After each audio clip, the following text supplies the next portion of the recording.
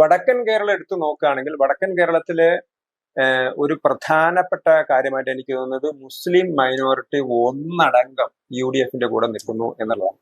പക്ഷെ അവർക്ക് ചെറിയ ചില തിരിച്ചടികൾ ഉണ്ടായിട്ടുണ്ട്. കാരണം ഞാൻ കരുതിയത് ഇപ്പൊ കോഴിക്കോട് ജില്ലയിലെ നാദാപുരം, വടകര, പിന്നെ അതേപോലെ തന്നെ പേരാമ്പ്ര ഈ മേഖലകളിലൊക്കെ തന്നെ സ്വീപ്പ് ചെയ്യാൻ പറ്റുന്നതായിരുന്നു. വടകര അവർ ഓൾറെഡി ജയിച്ചാണ്. പക്ഷെ ഗൾഫ് എന്നുള്ള ഒരു വോട്ടർമാരുടെ എണ്ണം അതിന്റെ വരവ് കുറച്ച്. അതൊരു പ്രധാനപ്പെട്ട കാര്യം. ഓരോ മണ്ഡലങ്ങളിലും ഒരു 3000-2000 മതിയല്ലോ. അത്രയും ടൈറ്റ് കോൺടെസ്റ്റ് 1000-ൽ താഴെ അല്ല, മേപ്പേരില്ല, ഇപ്പൊ മണ്ഡലമല്ല, മേപ്പേരില്ല, കുറ്റ്യാടി മണ്ഡലത്തിൽ 1000-ൽ താഴെ വോട്ടിനാണ് കഴിഞ്ഞ തവണ LDF ജയിച്ചത്.